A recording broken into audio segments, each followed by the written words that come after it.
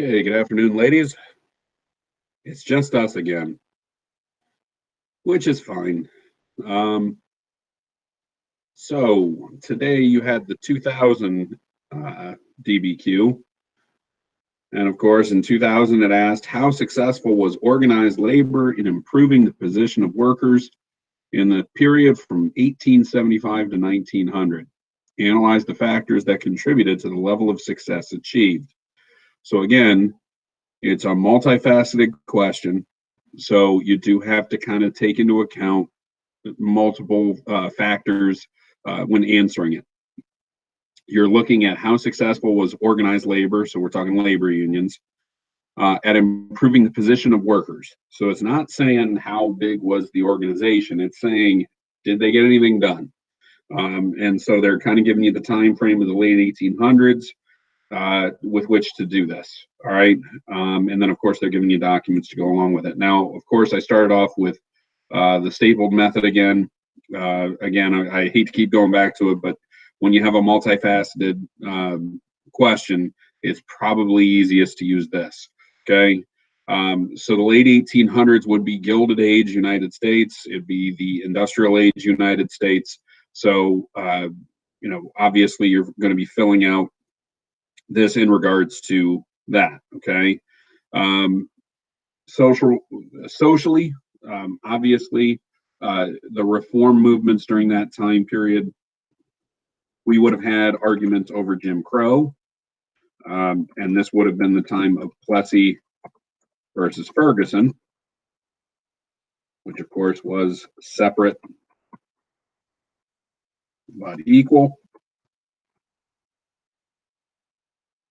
And we'll be using that again, obviously, for the legal ramifications of the time period. Other social reformers, this is after abolition. So certainly, we are done with that. And it is at the very tail end of Reconstruction, because remember, Reconstruction ends officially in 1877 with the ascension of Rutherford B. Hayes to the presidency. Okay, so Reconstruction is ending. And of course, it begs the question of what next when it comes to the South. And of course, Jim Crow is the inevitable issue. So now you're going to have the birthplace of civil rights during this time period. And we're talking about the time period of Booker T. Washington and W.E.B. Du Bois. Now, remember, Booker T. Washington was of the mindset that the whites should cast their bucket down, that they should allow people, the African American community, to take part in society, and that there should be some give and take. Du Bois was completely opposite that. It was take what you can get, don't wait for them. This is not, you take your equality, you don't wait for somebody to give it to you. So definitely a supercharged argument between those two individuals during the latter half of the 1800s as well. Everyday people problems. Remember, this is Gilded Age America. So there's questions of corruption, both in the government and in business. We have the issue of the trusts, and we have the issue of political machines during that time period. And of course, you have other issues on, let's say, immigration. This is the time period that you would have the Chinese Exclusion Act. And of course, you would also have some issues deriving mostly from civil rights, but you have the Klan come into play during that time period. Now they go away but they're never really gone. They resurface in the early 1900s, and they're way more anti-immigration in the 19 teens and 20s, and their second, the second rise of the organization, if you will. But they're still there, and they're still influencing policies, of course, especially in the South during the late 1800s. So you do have all of those issues, and of course, you still have the suffragette movement during that time period. Women, of course, don't get the right to vote till 1920, but that does not mean they're not pushing for it. And they're also pushing for temperance.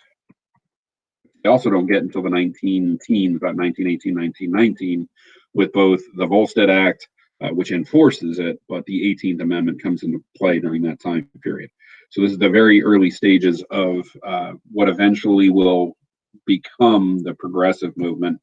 But remember, in the 1890s, you do have the rise of the populist movement of the Midwest.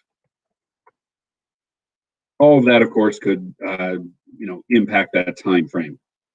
Technologically, you have the Transcontinental Railroad, and it's not just the one, there are multiple. Of course, the one that's completed in Promontory Point, Utah in 1869. But as we discussed in class, there's multiple transcontinental railroads that come into being. And of course, you have people like Leland Stanford and Cornelius Vanderbilt to thank. And if it weren't for the universities named after them, you'd probably forget that they even exist. But this again is the political, or not the political, the big business boss. And of course, if we're talking technological, we're talking about captains of industry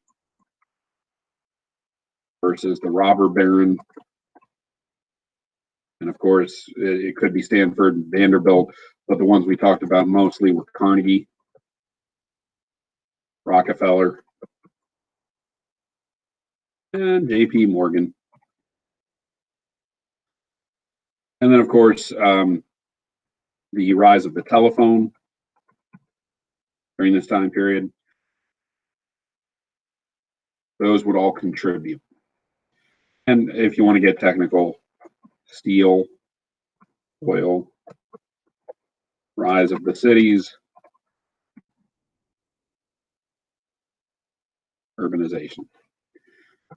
Artistic during this time period, music, of course, this is still before the age of radio, and still very much in its experimental phase. But you don't have things like jazz come along until the 1920s, really. But you do have kind of a Americana style music, John Philip Sousa and his marches and things like that. So music, not so much. In the form of artwork, not a tremendous amount during this time period of note. But you do get, of course, through telephone and everything, a little bit of a new form of media. You are getting a quicker spread of information. And then, of course, when it comes to actual writing, you have Horatio Alger. We didn't get a chance to talk about him all that much, but he is in your book. He's kind of the rags to riches author that somebody starts off poor, and through hard work and determination in his short stories, the person rises up to be successful. And it really kind of became a symbol of the times and the mentality that you work for what you get. This kind of went along with these captains of industry. Certainly, Carnegie would have gone along with it, because Carnegie was from nothing. He had risen from obscurity to become the wealthiest man in not just America, but technically the world. So obviously, Horatio Alger's stories did ring true, but for a very small minority of people. And then, of course, during that time period, late 1800s, if you're looking towards, the writing, if you will, this is the era of Mark Twain. Mark Twain writing Tom Sawyer and Huckleberry Finn, amongst many others. He's kind of talking about the Midwestern Mississippi River area, which of course is getting way more play during that time period as it's being developed, and you start seeing cities rising up like St. Louis. That's certainly going to be a river-based town, and even during that time period, you're also talking about what eventually becomes known as the Rust Belt. You're talking about Cleveland, you're talking about Chicago, you're talking about Cincinnati even. All those towns are going to grow during that time period. Mark Twain's going to kind of almost encompass their growth by just talking about the Mississippi River. Okay. Politically, the presidents, obviously, if you remember, we talked about the Gilded Age presidents, and that nobody really remembers them. You have Grant, you have Hayes, Garfield, who gets shot because he tries to do stuff, Chester A. Arthur, Grover Cleveland, Benjamin Harrison,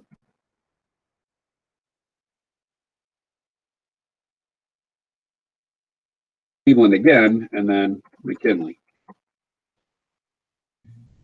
So if we're talking about the 1870s through 1900, 18's Grant, 19's Hayes, 20 is Garfield, 21 Arthur, 22 Cleveland, Harrison's 23, Cleveland's 24, and yet you really can't name any accomplishments out of them.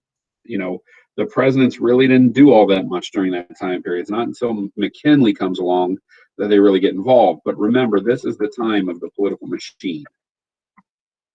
They get overshadowed because they are overshadowed by machine politics. And William Oss Tweed of New York City is going to be kind of, and we used him as kind of the, shall we say, symbol of the time period, because he was the one that really kind of had the most changes, if you will. I mean, he symbolizes the really overuse of public funds and the corruption of the times, if you will. And if you remember, that was called Tammany Hall. That was the City Hall, if you will, and so it's called the Tammany Hall ring. All of that was going on during that time period. And you do during that time period have what is known as the $1 billion Congress. It's the first time that our collective economy, our collective GDP goes over $1 billion. So, of course, Congress has more money than they've ever had before. And that was under the control of Thomas Reed. He was the Speaker of the House at the time. So all of a sudden, it started to beg the question, since the House had the purse strings of the government, they could, really use the funding for a lot of different programs. And of course, during that time period, you have industry, and it's going to lead to eventually imperialism. Okay, and that's why McKinley stands above all else, because McKinley, by the end, got us involved in a war. Okay, legally during this time period, 13th through the 15th Amendments are all passed right before this. Those would be the Civil War amendments.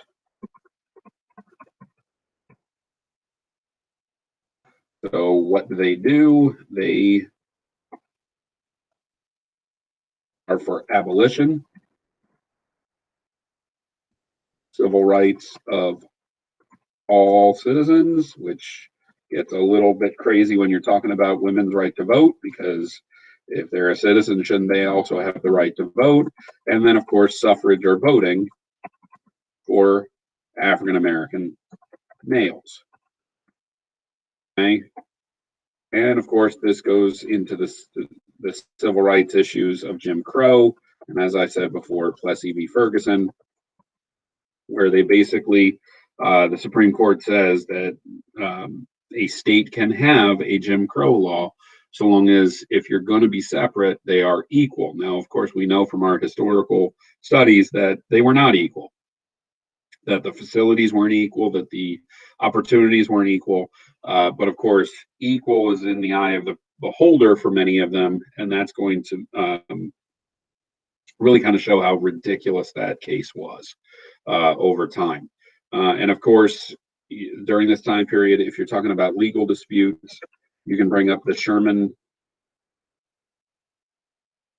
Antitrust Act in 1890.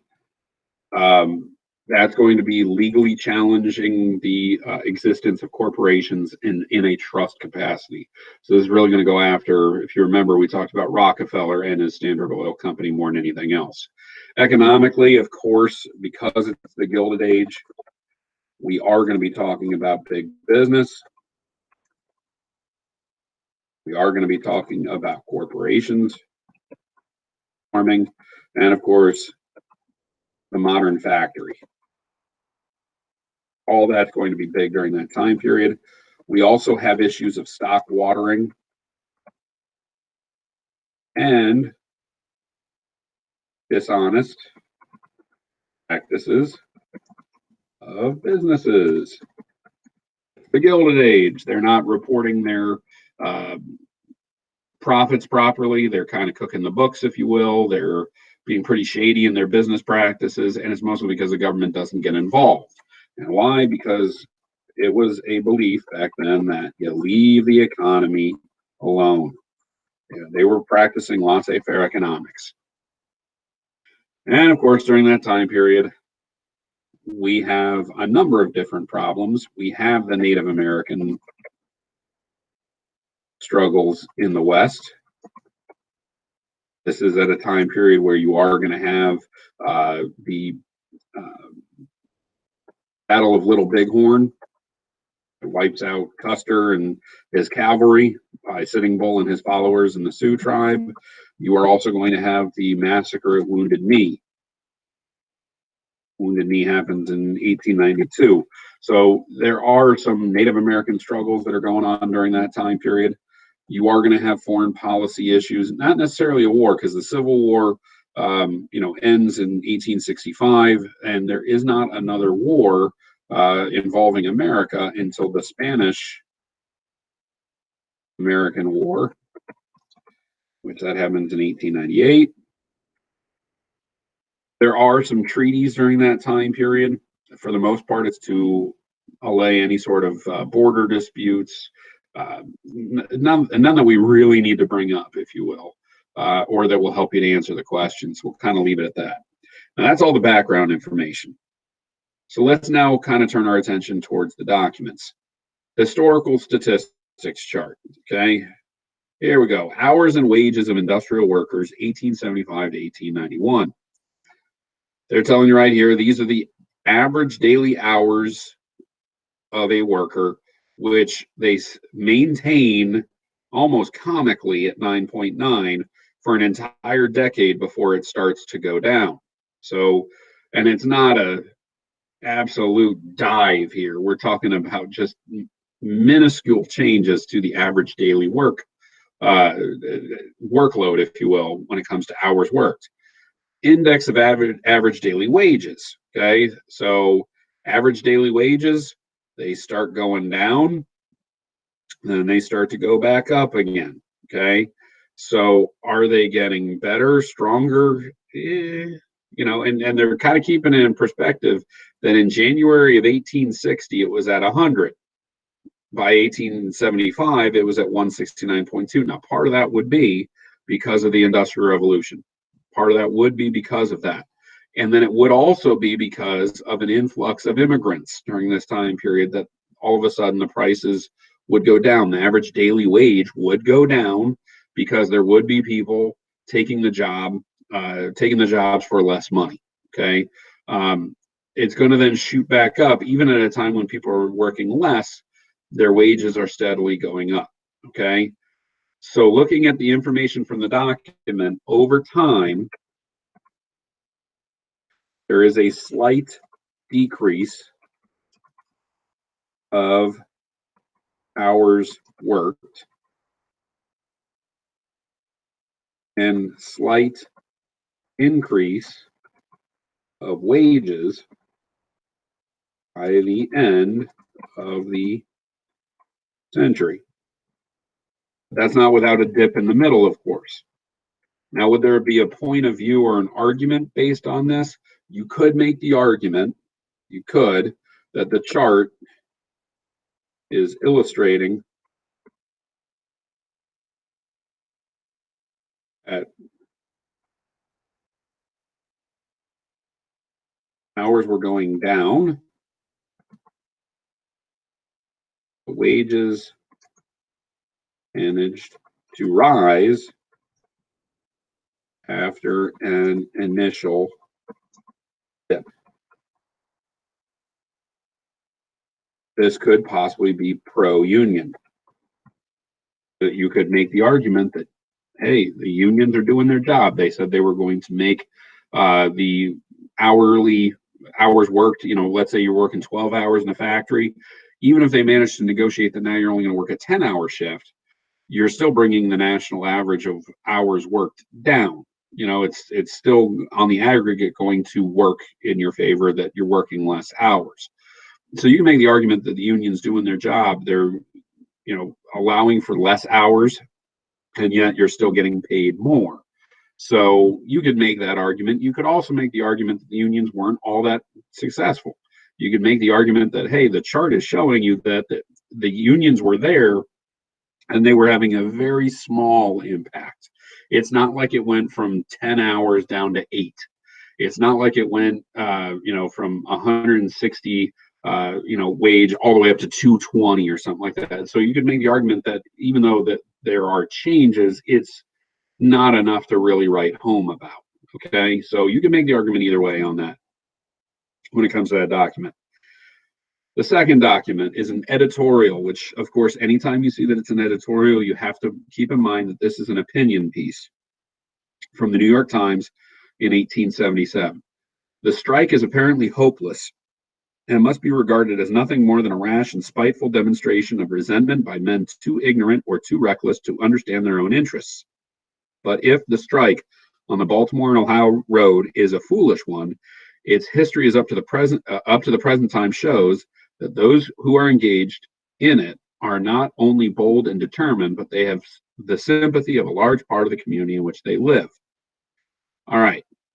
So the strike they're referring to, if you remember, and I know it's been a long time, and you probably didn't commit this to memory, but the strike they're referring to is the Great Railroad Strike of 1877. That's what they're referring to in this document. It was not a successful strike in the long run. It ended up being broken up by the government. And again, we went through this. What did all the strikes in the late 1800s have in common? They had violence associated with them. The strikers either struck out against the scab workers that were coming in, or there was, kind of a give and take between the factory owner and the actual unions that ended up in violence. Either way, this is kind of saying, hey, it's a hopeless thing, and it's, and this could go both ways. They're saying, hey, look, they're being too reckless, yet they have people on their side. Here's the problem, and here's what the document doesn't tell you. They're going to lose that support. That's what made these strikes fail. They lose support through violence. The more you actually see violence from these workers, and sometimes it's not even the workers, sometimes it's just pinned on them. If you remember 1886, there was the Haymarket riot. It wasn't even the workers that did it. It was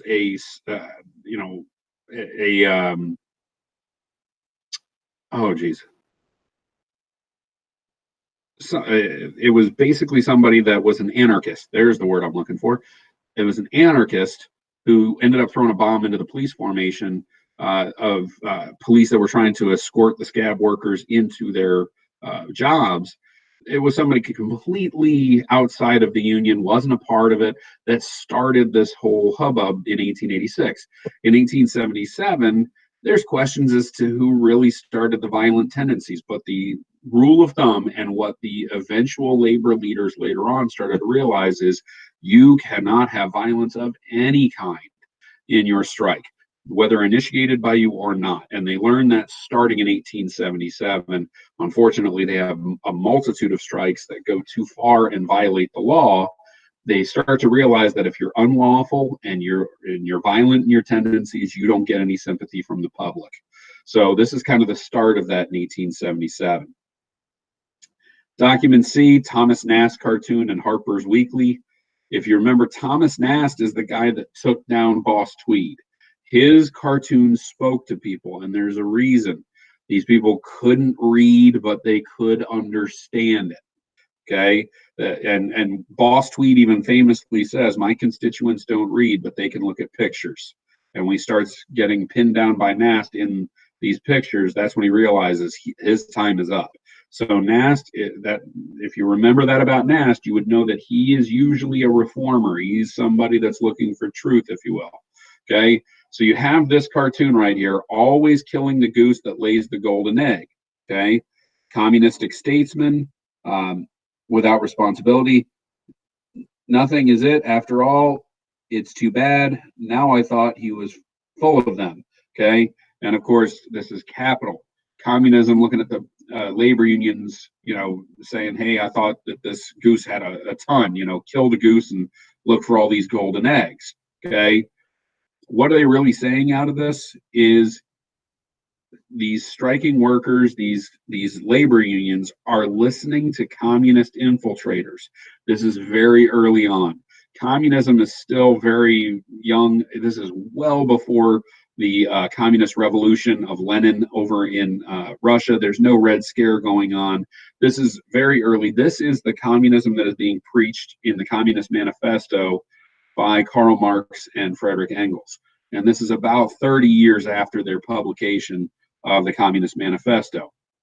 These communists are going around telling labor unions, hey, there's a lot of gold to be had. There's a lot of money to be had in if you go on strike. And they're almost, what he's really saying here is if you go on strike, you're going to be able to drain more money out of these industries. What Nast is saying in this cartoon is there's a limitation on how much is in these golden gooses. You can't keep bleeding them dry and expect everything to be fine. So this is a very anti-union,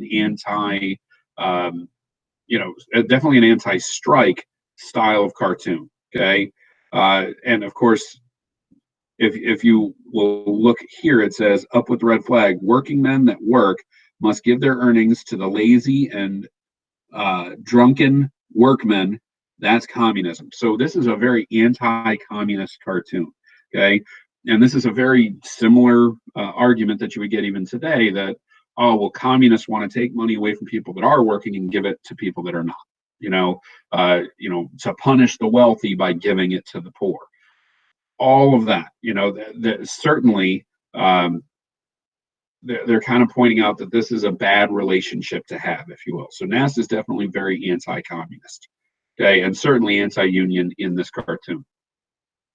Document D, the testimony of a machinist before the Senate Committee on Labor and Capital. So obviously the Senate is looking into working conditions. And this machinist comes in and answers a question. Is there any difference between the conditions under which machinery is made now and those which existed 10 years ago? Answer, a great deal of difference. Question, state the differences as well as you can. Answer, well, the trade has been subdivided and those subdivisions have been, again, subdivided so that a man never learns the machinist's trade now. 10 years ago, he learned, not the whole of a trade, but a fair portion of it. In the case of making the sewing machine, for instance, you find that the trade is so subdivided that a man is not considered a machinist at all. In that way, machinery is produced a great deal cheaper than it used to be formerly. And in fact, through this system of work, 100 men are able to do now what it took 300 or 400 men to do 15 years ago. All right. So what are they really getting at? The modern factory has divided up the work to the point where if I'm making something, I'm making the first part, but I'm not knowing how the rest of it is put together.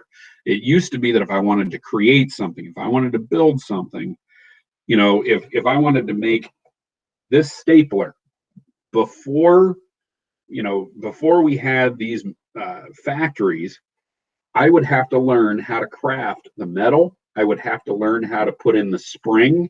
I would have to learn how to basically create this from scratch. And I would have to know every single piece of this, every single part of the process in order to make it work. Now, in this capacity, I work on a line where all I do is put in the spring that makes it do that. That's all I do. So at the end of it, if somebody says, man, my stapler doesn't work, how do I fix this part? This machinist is saying 10 years ago, I would have been able to do that because I know how each part works. What he's saying now is, I wouldn't know how to do it. I have no clue. I'm not a certified machinist in this new system. This is going back to this idea of quantity over quality. Do you want craftsmanship or do you want it to be cheap? Okay. This is still a modern day argument too. We're certainly getting it now during this coronavirus stuff.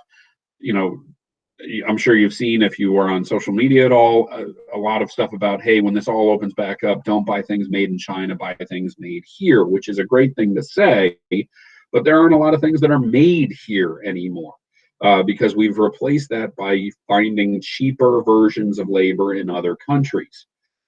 This is the same age-old argument that they're having back then, is that not only are you also seeing cheaper labor elsewhere, it's not like, for example, if I go over to the Apple factory in China, it's not like the people in that Apple factory are going to know how to make your iPhone. They know how to do one small piece in the iPhone, nothing more, nothing less. So they don't know how to create one, but they do know how to do that one thing and then send it along the line. It's certainly cheaper that way. It's certainly more efficient, but is an iPhone built to last 10 to 15 years? No, nothing. And I'm sure your parents, and especially your grandparents, probably have said at some point, nothing is built to last anymore. And more importantly, that sometimes it's cheaper to just buy a new one than to fix. If your microwave breaks, are you calling a repairman, or are you just going to the store and saying, you know what, it would cost me $150 to bring a repairman out. It would cost me $200 to get a new microwave. I'll just buy the new microwave. And so, but that's not the case. That's not the way it always was. This is kind of the start to that. That's the germination here, where this guy's saying it used to be that I knew how to do everything. Now I don't, and I would not be considered a machinist. Okay. Document E, Western Union Telegraph Company employee contract, 1883. I, the undersigned of this place, in consideration of my present reemployment by the Western Union Telegraph Company, hereby promise and agree to, and with the said company, that I will forthwith abandon any and all membership, connection, or affiliation with any organization or society, whether secret or open, which in any wise attempts to regulate the conditions of my services or payment thereof while in the employment now undertaken. I hereby further agree that I will, while in the employ of said company, render good and faithful service to the best of my ability, and will not anywise renew or re-enter upon relations or membership whatsoever with in or with any such organizations or society. And then of course you sign it. What is this? This is considered a yellow dog contract. This is you cannot join a union. You're pledging that you will not join a union. This was a way to curtail union activity, and a lot of times these contracts would go with a raise. So the idea is I can sign you now with a raise, with your part of your contract that states explicitly that you will not join a union. Therefore, I don't have to worry about strikes, with the idea that over time you actually will probably make less. So the idea here is, let's say, since I've got Baker and Osborne on this call right now, let's say you both earn, $10 an hour working at my business, and then I start hearing little rumors that Osborne is trying to start a labor union. I might have Baker sign a contract that says, I'm not going to join the union, and you're going to earn $12 an hour. So you automatically got a $2 raise just by saying you weren't going to join the union. Meanwhile, Osborne and her compatriots get together. They try and form a union, and then they strike, and I fire them. And then my new contract of the person that comes in, I then have them sign that saying that they will not join a union.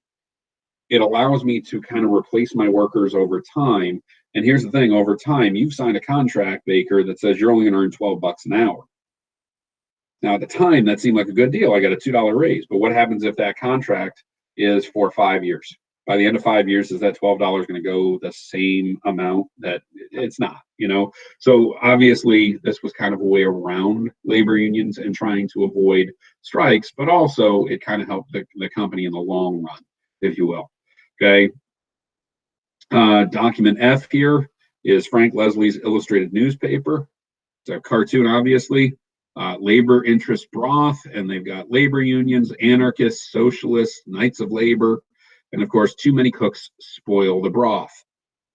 So what is this person doing in this? They're trying to show that if you have too many people involved, too many interests involved, nobody knows what you want.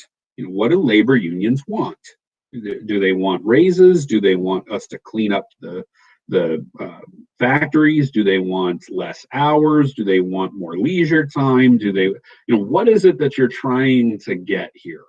Because you have some labor unions in certain certain employee that are saying, hey, our factories in this specific industry are too dangerous, or the sanitary conditions aren't right, and so they're trying to clean that up. Meanwhile, you have other industries that are like, we want to raise. So people out in society are saying, well, what are the labor unions, what are they really working for? Are they trying to get a breakdown of these corporations? Are they trying to get a bigger slice of the economic pie? Or what are they trying to do? What is your message? And again, this is another problem with the labor unions in the late 1800s. They're not being clear with overall what they're trying to get because they're so new. This is a new concept and it's confusing. Okay, and in its early stages, they really have a hard time kind of establishing what they're trying to get done. So obviously that would be somebody that is at least questioning unions, if not anti-union. Document G, coroner's list of the killed in Pittsburgh, Pennsylvania. Now, in order to really understand this, you have to see the key location, Homestead. Okay, if you don't remember the Homestead strike, this is almost a useless document to you. But this was a list of people that died in Homestead, Pennsylvania. Now, they died because of a battle that took place between Pinkertons, and this was a detective agency. This was basically a private police force that could be hired, and it was hired by Carnegie Steel to go against the Homestead strikers. These were people that lived in a company town in Homestead, Pennsylvania, and worked for Carnegie Steel.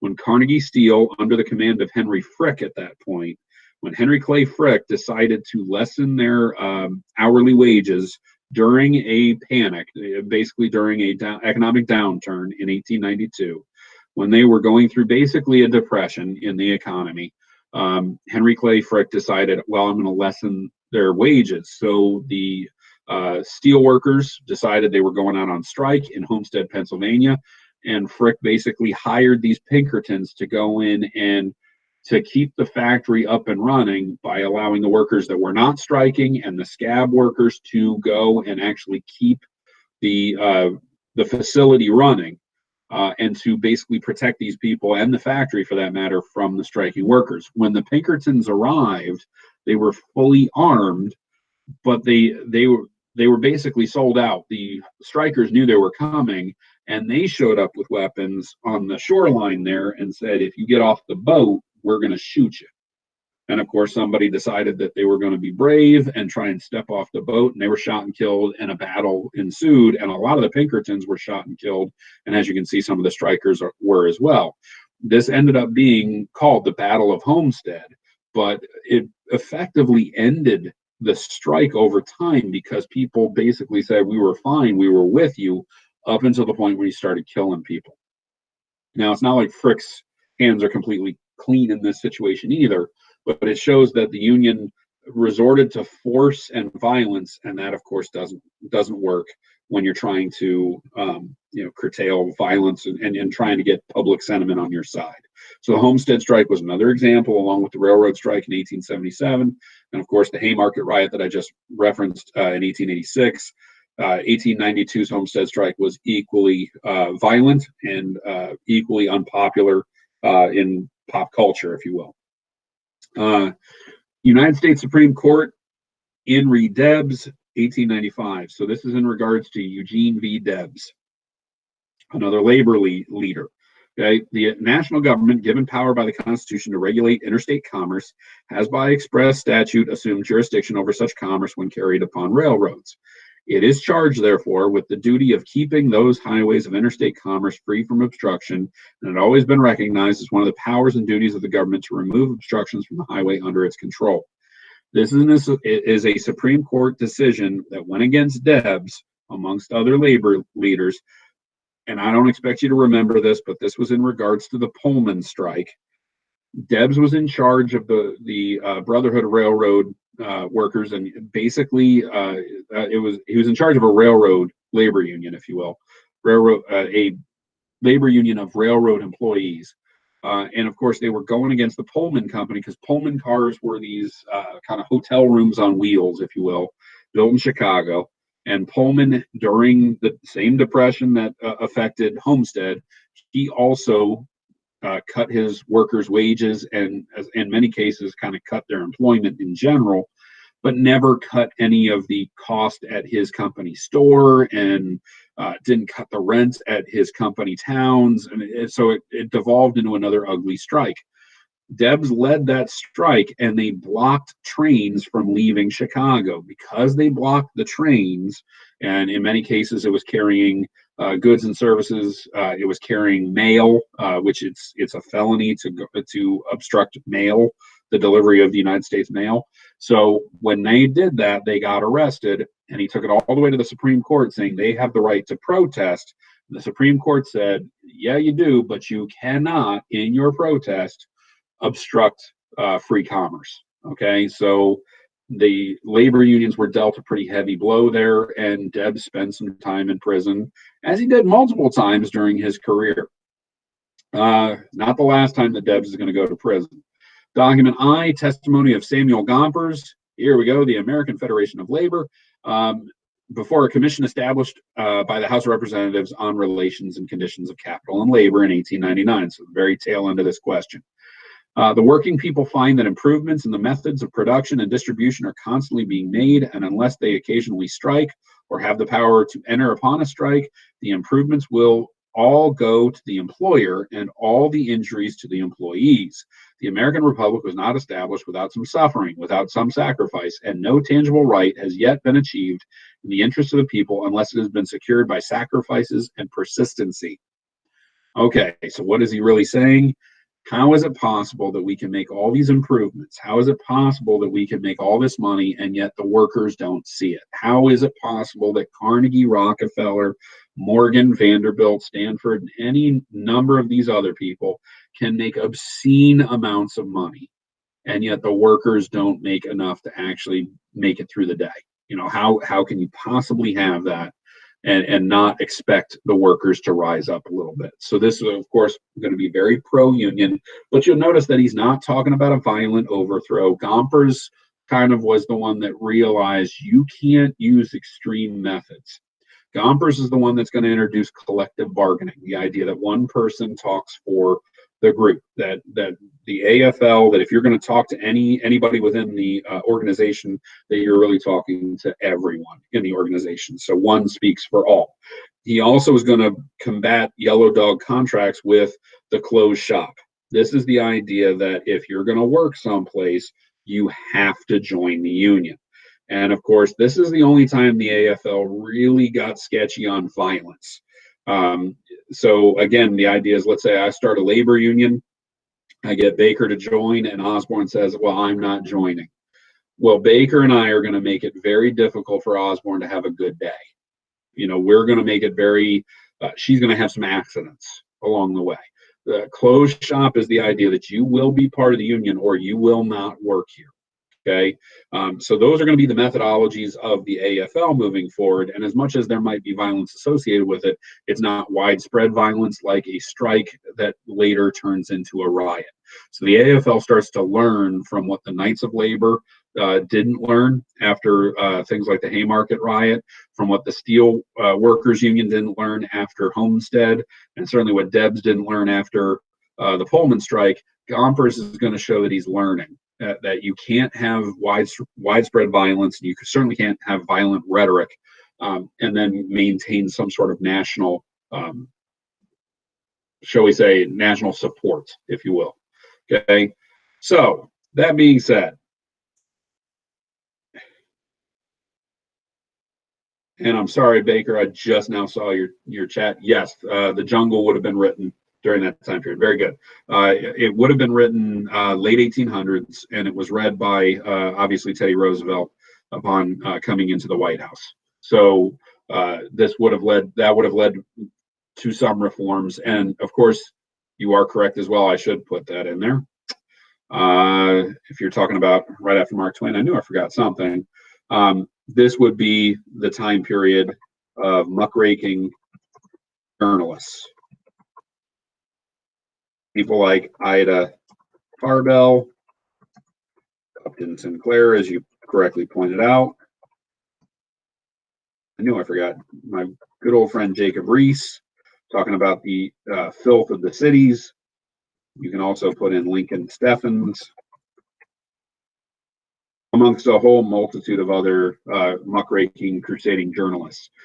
This is the time of McCall's magazine that I think it was Steffens and Tarbell. I know Tarbell was definitely supported and paid by McCall's, but I think Steffens was too. This would have been a time when McCall's magazine was first being published, and that was nothing but crusading and muckraking journalism.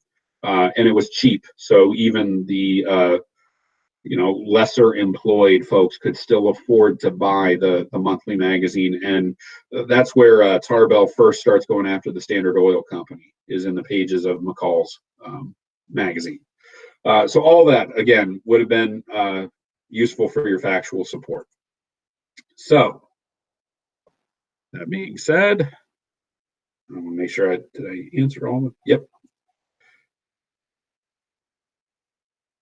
The actual question, yet again, how successful was organized labor in improving the position of workers in the period from 1875 to 1900? Analyze the factors that contributed to the level of success it achieved. All right. The question, again, is not how successful the labor unions are. Every year, in 2000, I've looked at a lot of the answers to this one. A lot of people jumped into, well, the Knights of Labor weren't very successful, but the American Federation of Labor was, or they went into the strikes immediately, which of course they're showing what they know, but is that really addressing the question? No. The question was, how successful was organized labor in improving the position of workers?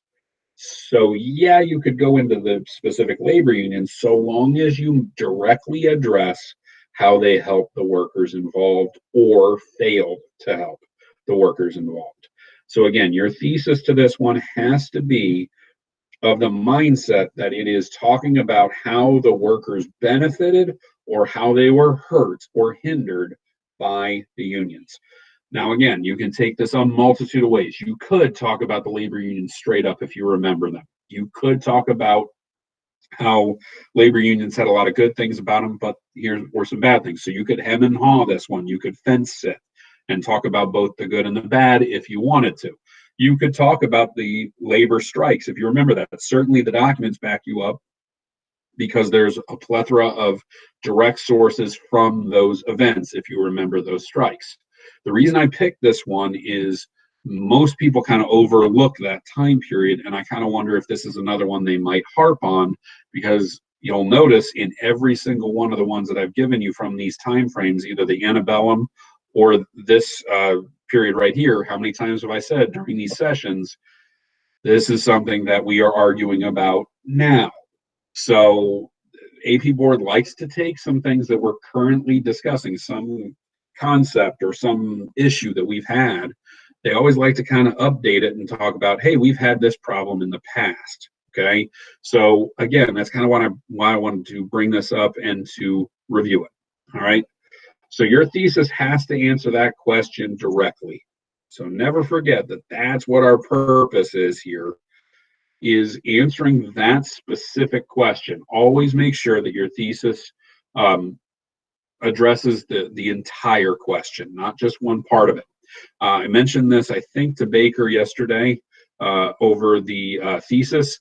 The AP Board has now made it very clear that your thesis statement can be multiple sentences. It doesn't have to be just the one. Okay, that is a change, at least from my perspective. So for those of you that have been saying, hey, combine that into one, you don't have to. And I'm talking specifically to Blackwell, Sears. I know that I think Hassan, I've said before, hey, combine these. You don't need to do that anymore. You can actually have a multitude of sentences, which, Baker, the reason I brought that up is your fifth thesis was fine, except for you were trying to put it all into one sentence, and it just didn't, it was too jumbled. You can actually spread that out now into multiple sentences, and you're totally fine. So please forget that I ever said it needs to be one sentence. That I was wrong, okay, in your needs for this specific exam. Okay, so please just make sure, don't worry about how many sentences. I wouldn't write a thesis that is 7 sentences in length, Try and keep it as minimum as possible and as focused as possible, but you can divide up into multiple sentences if the argument necessitates it. Keep in mind, again, you're making an argument. You're utilizing, of course, the documents to back you up in that, but what can you say about the prompt, answering the whole thing directly? There are a few of you as well that were talking about, hey, am I really just restating the question? If you have to ask that question, you probably are. So you don't want to be restating the question. You want to be framing it, okay? And framing the question is something that is kind of an art form, if you will. So let's just kind of make sure you understand. If I was to frame this, I would not say organized labor was improving the position of workers during the late 1800s. Yeah, okay, that's an argument. You are correct, but you're merely restating the question. You're not formulating any sort of argument that can really kind of be directed towards something. So your thesis needs to really kind of play up the idea of what capacity or what angle you're taking on it. Are you talking about the unions and strikes? Are you talking about unions in general? Are you talking about the Gilded Age time frame? Are you talking about the politics versus the business? What is your main argument going to be focused around? That's what your thesis has to contain. And of course, if you're having trouble with that, you just merely provide some context to set up, and you're getting another contextualization point there on top of the thesis point that you would also get in that first paragraph. So really kind of, for lack of better terminology, set the table. So how would I set the table of this one? In post-Civil War United States, the Gilded Age mirrored the rise of industrialization in the late 1800s. And again, just that one statement off the top of my head is saying that you understand that this is not only the Gilded Age, and not only industrialization, but you can also place it as after the Civil War. So you're showing you understand the context, you understand what's going on. During throughout this time period, business leaders seem to gain more and more control over the economy and the government, while lowly workers felt powerless to fight back against the powers that they controlled. You're still showing that it's us versus them. Now, at that point, have you stated the thesis? No, but you're showing there's an argument out there. Okay. What could the thesis then be? The formation of labor unions helped the workers to finally gain a voice and political and economic power against the owners of the factories. You could go that route, and of course you'd have to refine that. I'm not giving you a perfect thesis, but that's the kind of stuff that you need to do, where you're setting up, this is the time frame, this is when this is all happening and occurring. So you're showing you understand what the documents are all about, you're understanding what your background information is, you're placing the question, and then you're attacking the question and the full question. Now, of course, my thesis did not address what I just gave you, did not address the full question. Because you'll notice I only talked about labor unions and workers getting a voice, but I never told you, the reader, what that voice was going to do. It was too cotton candy. It was too vague. Oh, they finally got a voice. Great. To fight back, how? You have to be a tad more specific, okay, to address the whole question. So you can certainly take the example I gave you there, but continue it, focus it. Go after some aspect, or you can take it from a completely different standpoint. You can certainly frame it as, for years the government was the most powerful entity in the United States, and now big business was coming along to supersede it, because during this time period, isn't Carnegie more powerful than any of the presidents? Arguably, you'd be absolutely on solid footing to say that Carnegie had more influence than Grover Cleveland. And that was certainly the time period, if you will. You can go that route if you want. You can go any route you want, so long as you're attacking the question. All right. That being said, are there any questions?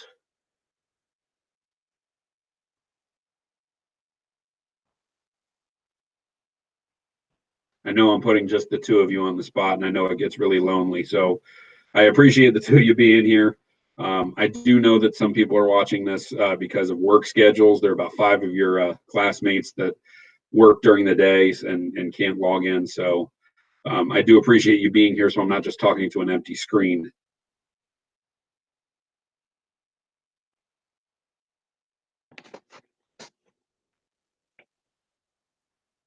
Did you have a question, Baker, or you just? No, I was just taking the mic off. Okay. All right. The one thing I'll say to the both of you and then of course, hopefully people will continue watching to the point where they get this. Next week, of course, you have your AP exam. So a week from tomorrow. If you have yet to test your system to make sure that your computer and your internet server can actually handle the AP portal, please go to the email that I sent to you now 2 weeks ago. There is a link there that tests your system. Please read through that email to make sure not only your system is tested, but to also look through exactly what you can and cannot use on your AP exam. We've talked about this before. You should have your book at home, and my book's back there, and I'm not going to reach for it, but you should have your book at home, and you should have access to your notes.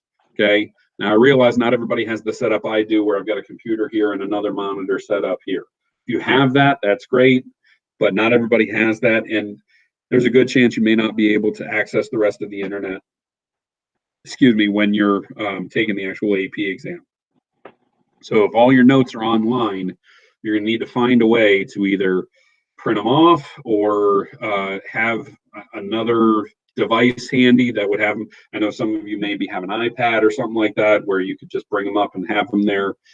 Again, they're all posted on the Google Classroom page. So if you need the notes just to be up and at the ready, they're there. Okay. And of course, some of you have your notebook, but there were a boatload of people the other day. They were talking about, oh, I left everything at school, which my sympathies. I know that's tough, but that's kind of the issue that we have, I guess. That's the times we're in.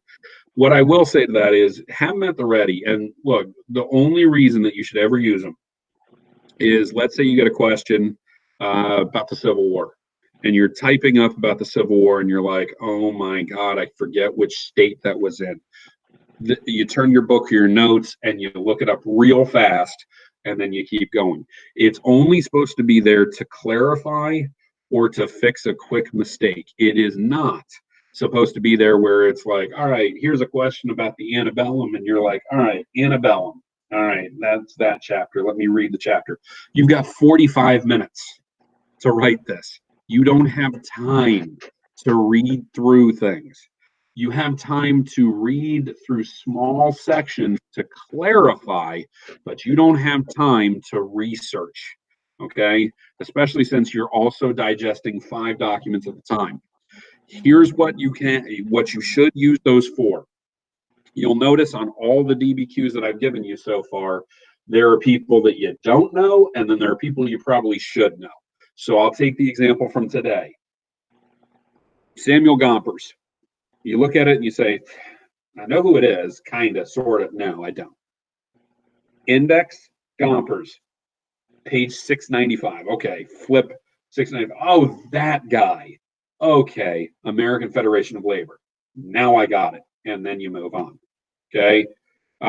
If you're sitting there going, oh my God, I know he's involved in steel. He's who is that? Oh, Carnegie. Okay. It's just that's the only reason you would have that stuff is to pick up small little things or clarify something very quickly and then move on. If you're sitting there going 1892 Homestead, what the heck was Homestead? Oh, it was a strike. That's right. Like that's all that is supposed to be there for. Do not think you've got enough time to look through all your materials. You don't. Okay. So the first thing you should do when that question pops up in your portal, when you read the question, figure out, all right, that's from the Revolutionary War. All right, I'm going to turn and I am going to grab my visual here. I am going to take my book out and I'm immediately going to turn and say, all right, American Revolution. All right, that was America secedes from the empire. That was chapter 8. All right, I've got chapter 8 open and at the ready, and I've got my key terms over here. And that way, when it gets to, let's say, the Quartering Act, and you're like, what the hell's the Quartering Act? Oh, that's on this page. Flip back real quick, read through it real quick. That's all that you're going to be able to do with your textbook. And I'll be honest, the notes probably won't help you in that because it's not like it's divided up as neatly as the book. So if you've got your book, and you should, because I told you to take the textbook home very beginning of the year, just have it next to you on whatever table, desk, whatever else. Okay. So again, just kind of have it at the ready, and it's only there to clarify something really quick. The rest of the time should be digesting the documents and typing out as quickly as you possibly can. Okay. Also, in regards to the test, I want to make sure that this is clear. You're a week and a day away. Relax. It's a test. The sun will still come up and we'll still be on lockdown regardless of what happens during the test. It's just another day. It's just another test. And if you get a 1, I will give you an elbow high five next year if we're allowed to touch at all and tell you it's fine. If you get a 5, same elbow high five, just a bigger smile. That's all. I mean, for those of you that are going to panic, relax. It's a test. It's not the end of the world. I want you to do well. I want you to feel comfortable, but it's not the be all end all of your life. So again, just take it as you see fit, if you will. In regards to textbooks, they are saying that we need to turn these in. There will be a system in place with which you will turn in your textbooks at the end of the year. Okay. They may even have a system where you turn it in at the very beginning of next year. I am not sure. I know the seniors, they're asking them to dump everything at the school sometime in the coming weeks. You will get a notification from the administration about when that will occur and how that will occur. But don't worry up until that point. I'm not too concerned about it. I'm more concerned about you guys staying safe and staying comfortable and staying sane as best as possible. So again, please do not fret about how do I get the AP book back to Mr. V. We'll figure it out. There are 17 copies of the textbook out. I'm not worried about it right now. Okay. So again, if you get little email communiques about how to turn that stuff in, great. If you left stuff in your locker, they are going to have days where they open up the school for you to come in and clean out your locker. So, and they also might say, hey, if you want us to just clean out the locker for you, let us know. That can be an option too. So again, not sure how exactly it's going to go for underclassmen, but I know seniors, they are asking them to drop everything off in the back of the school at some point in the coming weeks. So again, you'll have your book at least through the AP exam. There's no plan in place with which to get your stuff back. At least not as of yet. Again, next week, Monday, I have to go into the school and clean out my classroom. So if you have any questions on Monday, I will be basically putting the mask on, running into the school and cleaning out my classroom as quickly as possible. So I will not be able to help with anything on Monday. Tuesday, Wednesday, and Thursday, I'm going to put special office hours out there for the AP folks, specifically to swing by and do some review. So I'm going to try and make those more towards the evening or even probably at night. I'll be honest with you, it'll probably be around 8 o'clock at night. That's when my kids go to bed. For you folks that would like to log in and just kind of do some brief, hey, can you explain this again? Or hey, Mr. V, tell me everything you remember about the Gilded Age, whatever. So whatever review you want to do, I'm totally fine with. I know I gave a bunch of you AP note cards, flashcards. If you have those at home, go through them. Keep in mind, you don't have to worry about units 8 and 9. So anything that's Cold War on up, don't bother. But anything you come across where you pull out and say, oh, geez, the Adams-Onis Treaty, I don't remember this at all.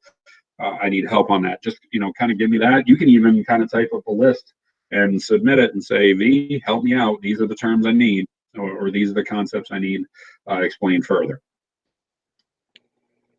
So again, we'll do that Tuesday through Thursday of next week. Thank you for hanging on, Baker and Osborne. Any questions from the two of you? Nope. Okay, as always, I'm on office hours tomorrow, 9 till noon, and then email at any time. So if you need anything, obviously say something, and I'll get back to you.